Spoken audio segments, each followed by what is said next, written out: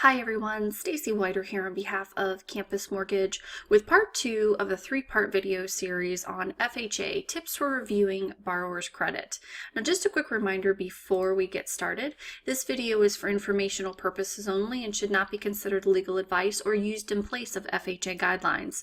Also, this video was issued on May 8th, 2018, and the information contained in this video is subject to change without notice.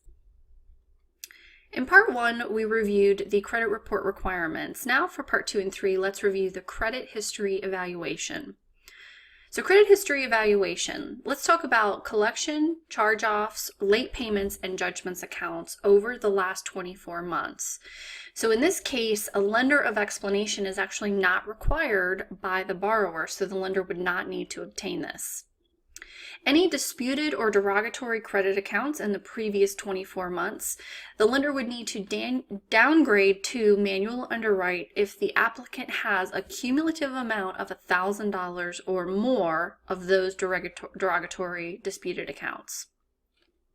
The lender may exclude medical accounts and those resulting from identity theft or credit card theft.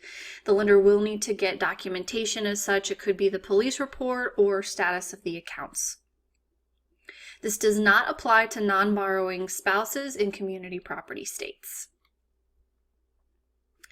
Disputed credit accounts, so any of those that have a zero balance, late payments aged 24 months or greater, or current and paid as agreed. So in those cases, the lender does not need to downgrade the loan manually for a manual underwrite in those cases.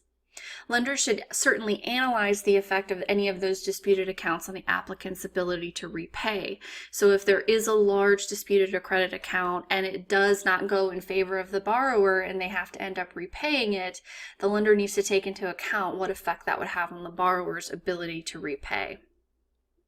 Any non-derogatory disputed accounts are excluded from the $1,000 cumulative balance limit. Now let's take a look at judgments. So when it comes to judgments, the lender must verify that the judgment is resolved or paid before or at closing. This also applies to judgments that may be against a non-borrowing spouse in a community property state. A judgment can be considered resolved if the lender obtains a valid agreement that was made between the borrower and the creditor to make regular payments on the debt. The applicant must have made timely payments for the last 3 months. So if there is some sort of agreement, there's going to need to be documentation showing the borrower has been paying as agreed for at least 3 months prior. The judgment may also not supersede the FHA lien, so it cannot be in first lien position, and the borrower is not allowed to prepay that 3 months to meet the minimum requirement.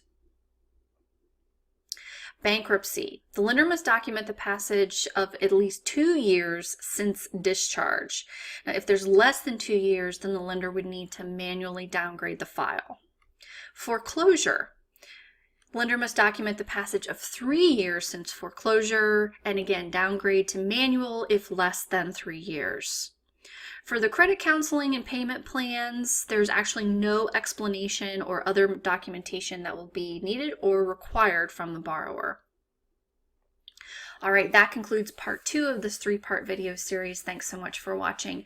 For more tips and videos, please visit campusmortgage.org to look for their weekly mortgage video tips designed for all mortgage professionals, including underwriters, loan officers, processors, closers, and post-closers. Have a great day. We'll see you next time.